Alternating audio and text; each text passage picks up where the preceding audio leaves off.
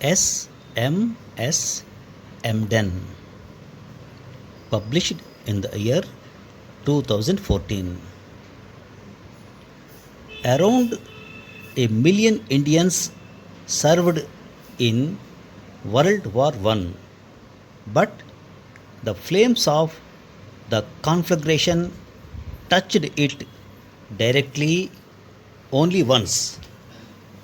The bombardment of Madras by the German light cruiser SMS Emden means His Majesty's ship Emden 100 years ago in the month of July.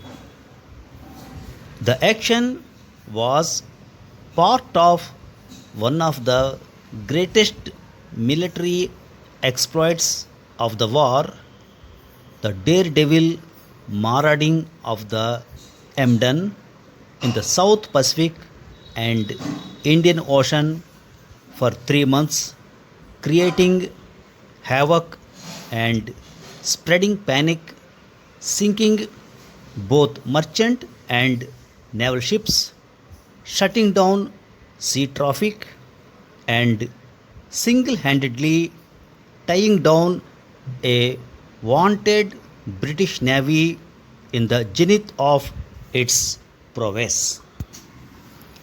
Ultimately, on the orders of an irate Winston Churchill, the first Lord of the Admiralty, 72 warships from the British, Australian, Russian, and Japanese navies were assigned to hunt the Emden ship down. They cornered it halfway to Australia and finally sunk it. It is an episode not many remember, although the word Emden has entered various languages including Tamil, Sinhalese, and Malayalam, denoting shades of meaning from cunning and audacious to terrifying. The story begins in 1914 when SMS Emden was based in Tsingtao, China, as part of the German Asian Fleet. When war was declared, it was decided to withdraw the fleet to Europe rather than risk being cut off by the powerful Allied navies.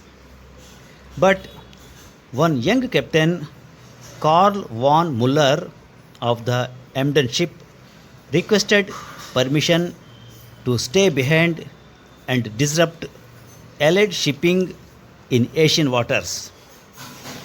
It was a suicidal mission.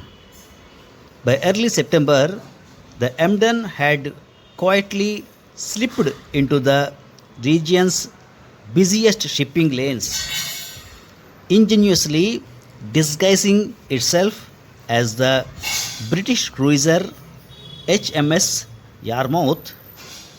Von Muller perfected the art of sneaking up on Allied merchant ships, raiding their cargoes and sinking them, but making it a point to treat the unfortunate crew with chivalry and ensure their safety and well being. Other legends too have grown around the Emden, such as the one that the ship's doctor was an Indian nationalist named Champakaram Pillai, and his family ritually commemorates the Emden episode and his involvement in it every year. Apocryphal they may be, but these anecdotes indicate the powerful mystic surrounding the German ship. Madras was the beginning of a new phase in the Emden's depredations. Over the next few weeks, it spread terror in a swath from Sri Lanka to Diego Garcia, raiding or sinking another 16 ships. Then one day it suddenly appeared in Penang harbor in broad daylight, swiftly sank two ships and melted away. Captain von Muller's next objective was to destroy a strategic Allied wireless station in the Cocos Islands near Australia and thus cut Allied communications in the Indian Ocean. But by now, the Emden's luck had run out. It was sighted by the HMAS Sydney and in an unequal naval duel lasting 90 minutes, it took over 100 hits and finally surrendered. Captain von Muller, the Knight of the Seas, and his surviving crew were taken prisoners. It was the last mission of its kind in naval history. Henceforth, such a role would be taken over by the newly introduced submarine. But the postscript to Emden is almost as interesting. 50 crew members managed to escape and, led by the second in command, Lieutenant von Much, they embarked on a 6-month journey back home that reads like an Indiana Jones adventure. First, they hijacked an antiquated sailboat and managed to navigate it to Sumatra. There, having learned that Turkey had just joined the war on German side, they got a ship to take them to Yemen. From Yemen, they journeyed overland across the Arabian desert by camel, encountering various hazards, including a 3-day pitched battle with a hostile Bedouin tribe and dealt with a suspiciously hospitable Arab sheikh who was trying to hand them over to the British. Finally, they arrived in Istanbul to a hero's welcome. The Kaiser himself received them when they reached Berlin. Their epic adventure was commemorated in Berengar Flopp's film Die Man der Emden 2012. Each crew member was awarded the Iron Cross for gallantry. A special Iron Cross was awarded to the ship itself, an honor probably unprecedented in naval history. Also, each crew member was allowed to hyphenate the name Emden after his surname, another unprecedented honor.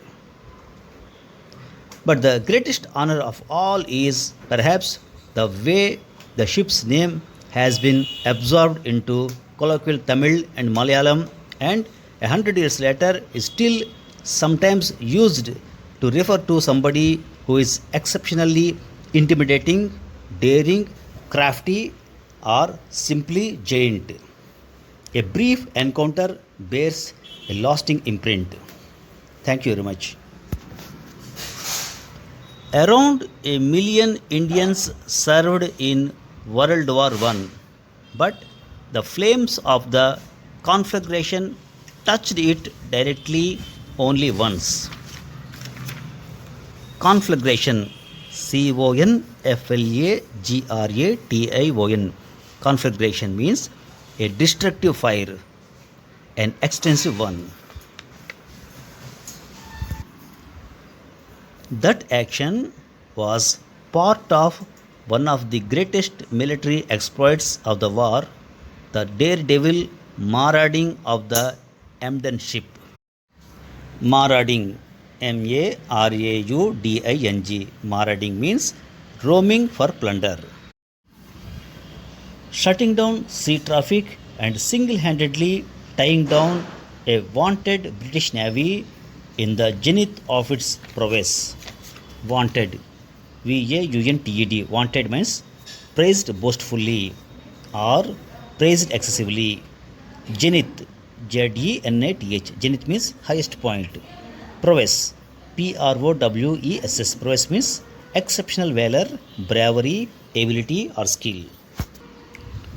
By early September, the Emden had quietly slipped into the region's busiest shipping lanes, sinking merchant ships, raiding their cargoes, and sinking them, but making it a point to treat the unfortunate crew with chivalry. Chivalry, CHIVAL, chivalry means courtesy, generosity, valor, and dexterity in arms. Apocryphal they may be, but these anecdotes indicate the powerful mystique surrounding the German ship. Apocryphal means doubtful, false, or furious. Thank you very much.